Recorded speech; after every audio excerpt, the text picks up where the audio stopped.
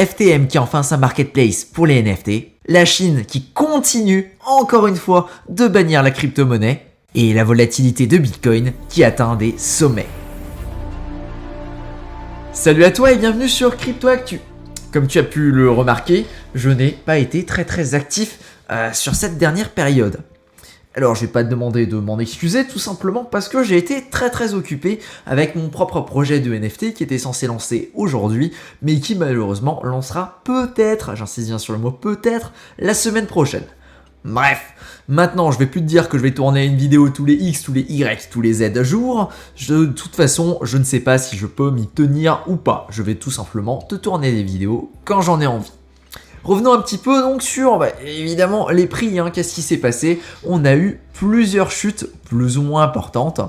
On va dézoomer un petit peu, ça fait un petit moment, j'étais pas là, voilà, tac, 14 jours, et tu peux voir qu'on a eu 2-3 petites chutes là sur le Bitcoin sur ces derniers jours. Alors avant on était tapé vers les 50K, tout se passait plutôt bien, d'ailleurs je crois que je dézoome pas assez, voilà, ce graphe là est un petit peu mieux. Voilà, donc on était tapé les 50K vers le début du mois, on s'est pris un premier drop. Tout allait à peu près bien pendant un petit moment, tac, on était en train de remonter, on s'est repris un deuxième drop, et là, il n'y a pas longtemps, je crois que c'était hier, effectivement, on s'est repris un troisième drop. Rien de bien méchant, évidemment. Si tu es dans les crypto-monnaies depuis un petit moment, tu te doutes qu'il y a beaucoup, même très pire, et que c'est pas du tout la fin du monde, mais surtout que c'est une opportunité d'acheter. En plus, on se retrouve vers la fin du mois. Ouais, c'est clairement une opportunité pour acheter, que tu sois dans le Bitcoin ou dans n'importe quelle autre crypto-monnaie. Maintenant, j'ai pas mal de news à parler avec toi. Comme tu le sais, je m'intéresse beaucoup à l'écosystème Fantom, et sur l'écosystème Fantom, ils ont enfin sorti l'équivalent de OpenSea. C'est comme OpenSea, sauf que chez eux, en fait, il n'y a pas de frais. C'est-à-dire que tu as des frais à la création de ton NFT. Si tu veux créer un NFT, tu vas payer 10 FTM pour créer ce NFT, mais ensuite, il n'y a pas de frais au niveau des trades. Par exemple, sur OpenSea, quand tu vas faire un trade, non, on va aller sur Explore. Sur OpenSea, quand tu vas faire un trade, tu vas avoir un petit souci, c'est tout simplement qu'il va falloir que tu donnes 2,5% de ton trade directement à OpenSea. Sur Fantom, tu n'as pas ça, les frais sont nuls à ce niveau-là. Sauf si la personne qui a créé le NFT décide d'appliquer des frais dessus. Ça, tu connais, t'en as l'habitude. Alors, ça fonctionne exactement comme... ça faudra peut-être que je floute, je sais pas. Ça fonctionne exactement comme ce qu'on peut voir directement sur OpenSea. Alors là, pour le moment, tu vois énormément de items, tout simplement parce qu'il y a un jeu très populaire sur Fantom, c'est Rarity Manifested, et c'est un jeu qui crée énormément de NFT, mais tu peux tout simplement aller ici et par exemple filtrer par les collections qui peuvent plus ou moins t'intéresser. Voilà. Donc ça c'est Ancestral Human par exemple, c'est les collections qui sont propres à Fantom. Évidemment ça va pas être d'autres collections, ça c'est les Baby Boo, et tu peux en avoir un peu classique, c'est un petit peu comme ce que tu vas pouvoir retrouver directement sur OpenSea, sauf que ça va être sur la blockchain de Fantom. En tout cas, très intéressant parce que les frais de transaction sont quasiment nuls sur Fantom, et surtout qu'il y a pas mal de petits projets, dont le mien, qui vont commencer à se démarquer là-dessus. Fantom également qui commence à prendre une position plutôt sympathique, avec un Fantom qui il y a quelques semaines était donc dans le top 120, était 120e, et là maintenant il a basculé, il est top 50 sur CoinGecko, à voir ce qui nous promet pour le futur. En tout cas moi j'ai d'énormes espoirs pour cette crypto-monnaie. Pour moi on est vraiment sur l'équivalent d'un Avalanche ou encore d'un Solana qui pourrait vraiment se positionner dans le top 20 assez facilement. Je pense qu'on est encore largement sous-coté par rapport aux capacités.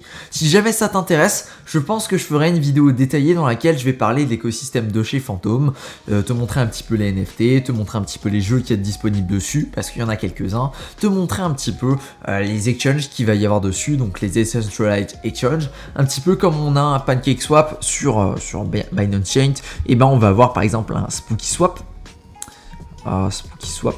et un SpiritSwap, qui sont des projets un petit peu équivalents et qui vont avoir pour objectif de se repositionner en tant qu'échange décentralisé. ça fonctionne exactement de la même façon, hein. Tu viens, tu as un swap, tac, par exemple tu as 10 fantômes, et avec tes 10 fantômes, eh ben, tu peux avoir par exemple des AAVE, ça va représenter telle somme, c'est exactement comme Spirit Swap, pardon, pas comme Spirit Swap, mais c'est exactement comme ce que tu vas pouvoir trouver chez PancakeSwap, pareil chez Spirit Swap, sauf que eux en plus de ça, ils ont un système qui ressemble beaucoup à ce qui se fait sur Curve, là où tu peux décider de stacker tes spirits pour bénéficier de meilleurs taux au niveau des fermes, ce qui est très intéressant, là où tu vas pouvoir faire jusqu'à un x2,5%, fois 2,5 directement donc sur les rates de tes fermes, ça peut être plutôt intéressant et tu vas pouvoir stacker tes spirits sous la forme de InSpirit qui eux te permettent donc de générer des spirits toutes les semaines. Bref, projet très intéressant que je développerai dans une autre vidéo. On a parlé de ça, maintenant on va parler de l'actualité. La Chine qui bannit encore une fois les crypto-monnaies, mais oui, mais bien sûr. Bon, les gars, je pense que vous l'avez compris, hein, si ça fait un moment que vous suivez la chaîne et surtout que vous vous intéressez aux actualités des choses, eh bien, qu'est-ce qui se passe ? Eh bien, c'est pas du tout la première fois que la Chine bannit complètement le Bitcoin, qu'elle veut plus jamais en entendre parler, hein. C'est pas du tout la première fois, ça arrive littéralement chaque année, et parfois ça peut même arriver jusqu'à 3 fois par an. En tout cas, c'est le cas sur cette année, ça fait 3 fois que la Chine a décidé, les gars, on va bannir les crypto-monnaies, on n'en veut plus, on veut plus du Bitcoin. Alors là derrière, il y a plein de choix politiques, hein, je suis pas là pour les éclairer, mais tout simplement, ils veulent créer leur propre yuan numérique. Le yuan, c'est comme l'euro chez nous, sauf que chez eux, c'est la monnaie fiat de la Chine, ça s'appelle le yuan. Eh bien, ils veulent créer leur monnaie numérique. Évidemment, ils ne veulent pas qu'il y ait du Bitcoin chez eux, tout simplement parce que ça pourrait faire de l'ombre à leur monnaie numérique. C'est d'ailleurs un petit peu à cause de la Chine, hein, notamment, qu'on a eu une énorme perte il n'y a pas si longtemps que ça. C'est quand on était passé des 60K vers les 30K. Du Bitcoin, là où effectivement tous les mineurs ont dû décaler, hein, ont dû partir de la Chine, tout simplement parce que ils avaient plus le droit de miner des crypto-monnaies en Chine. Alors si tu regardes, on va chercher hash rate du Bitcoin, parce que c'est très intéressant d'avoir le graphique, je sais pas si on l'a là-dessus. Exactement, très intéressant. Donc c'est vers cette période là que quand on était au maximum du hash rate, le hash rate c'est quoi? Ça va être la capacité de la blockchain Bitcoin à miner et donc à traiter les transactions. Était très élevé et on a eu l'annonce de la Chine que comme quoi effectivement on allait bloquer, hein. On n'allait plus laisser permettre aux mineurs de miner tranquillement dans leur jardin, dans leur petite maison ou alors dans leur ferme automatisée, autoclimatisée et tout ce que tu veux, et on leur a dit les gars c'est le moment, vous prenez vos clics et vos claques et vous décalez. Qu'est-ce qui s'est passé? Effectivement, les gens ont pris leurs clics et leurs claques et ils ont commencé à décaler. Qu'est-ce qui se passe quand tu déménages? T'as pas accès à de l'électricité facilement, tu peux pas brancher ton poste de minage. Bref, le hash rate a totalement dégringolé parce que les gens ont dû délocaliser. Et c'est une excellente nouvelle, tout simplement parce qu'à chaque fois qu'on a une annonce comme ça, qu'est-ce qui se passe? On va décentraliser un petit peu plus le réseau. Là, on avait une énorme majorité des gens qui étaient donc en Chine pour faire du minage, maintenant, qui sont taillés de la Chine parce qu'ils n'avaient plus le droit de miner là-bas, ils sont répartis dans des pays aux alentours. Ce qui est une très bonne nouvelle parce que si tu passes d'un pays majoritaire à 5 pays majoritaires, si quelqu'un décide de le bannir dans un de ces pays, aucun souci, il y en a encore 4 autres qui vont tenir là derrière. Comme tu peux le voir, hein, on est en train de remonter là un petit peu. On est remonté, donc on est vers les 140, on est à peu près à la même période que là on était en décembre 2020. Bref, rien de bien méchant.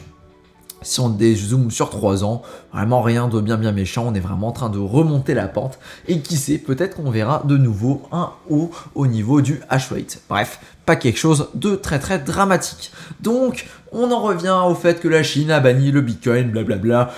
Encore une fois, c'est une histoire pour faire un petit peu de manipulation, et il faut pas se leurrer, la Chine a évidemment des Bitcoins dans sa trésorerie, hein, on va pas se leurrer là-dessus. D'ailleurs, j'avais trouvé un tweet très intéressant qui mettait avec les sources la quantité de Bitcoin qui était détenue par les pays et tout ça, et j'avais trouvé ça très pertinent. Je te le mettrai en description si je le retrouve, mais je pense pas que je vais le retrouver, hein. Mais c'était un tweet sur lequel il y avait un Airtable et il montrait qu'effectivement le gouvernement américain avait énormément de crypto-monnaies, enfin surtout du Bitcoin, le gouvernement chinois exactement pareil, et qu'au final il jouait très certainement la montre à ce niveau-là. Encore un petit paragraphe sur la volatilité. Bah, c'est quoi la volatilité? Tout simplement, c'est les petits swings qu'on a. On monte, on descend, on monte, on descend. Qui a un petit peu, qui a plusieurs objectifs d'ailleurs. Hein, on va pas se mentir. On va d'ailleurs expliquer ça un petit peu. Hein, parce que je pense que ça peut être très intéressant de te parler un petit peu des liquidations, même si j'ai déjà fait une vidéo entière sur le sujet, qui d'ailleurs a plutôt bien fonctionné. Donc merci, je vais vous la recommander, vous pouvez regarder, elle sera quelque part à l'écran, hein. Tu pourras cliquer, tu pourras la voir. J'espère que je n'oublierai pas de faire ça au montage, n'est-ce pas? Donc, on a énormément de volatilité. Hein. Est-ce qu'on a un graphique? Oui, mais celui-là ne me plaît pas. On va juste aller checker le graphique du Bitcoin. Tac, tac, tac, tac, tac.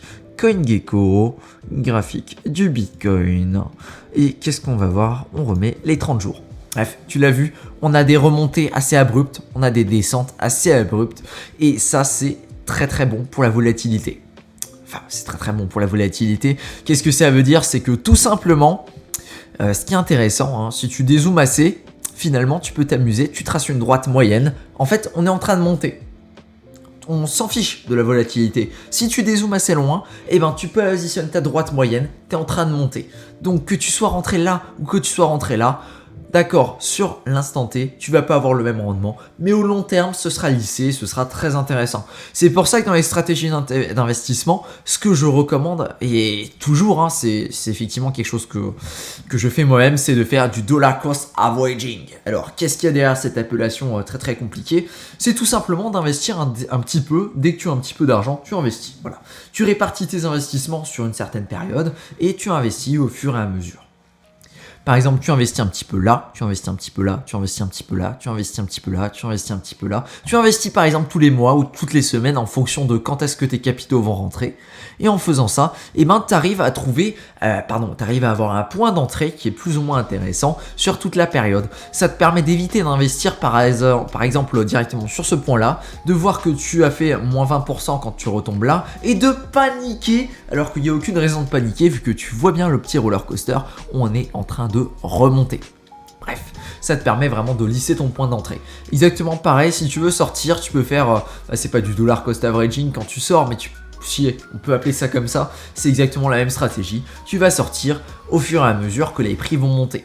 Bref, stratégie très intéressante, même si c'est une stratégie en fait que je vais combiner, disons, à des recherches intensives parce que je suis plutôt sur de l'investissement. Je vais pas faire des investissements, je vais pas faire du trading, c'est-à-dire que mes positions, je les change très rarement. Quand je trouve une crypto-monnaie qui pour moi a du potentiel, je vais vraiment rester dessus pendant au minimum 6 mois, 1 an. Et après, je regarde pour prendre mes profits et pour me déplacer si je trouve une autre crypto-monnaie qui a un potentiel assez fort. Mais c'est pour ça que ça fait un petit moment que je parle de Fantôme, parce que c'est véritablement une crypto-monnaie dans laquelle j'ai très grands espoirs et je pense vraiment qu'elle va pouvoir très bien se positionner dans le top 20.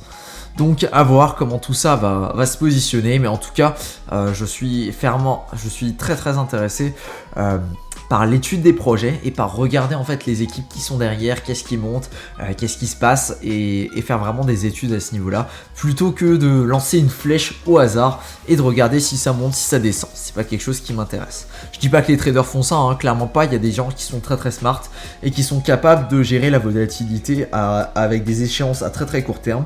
Mais moi, ça m'intéresse beaucoup plus d'aller regarder et d'aller me mettre dans des investissements à plus long terme, tout simplement parce que je vais voir le potentiel du projet et je vais me dire ouais, ça c'est quelque chose qui vaut le coup d'investir.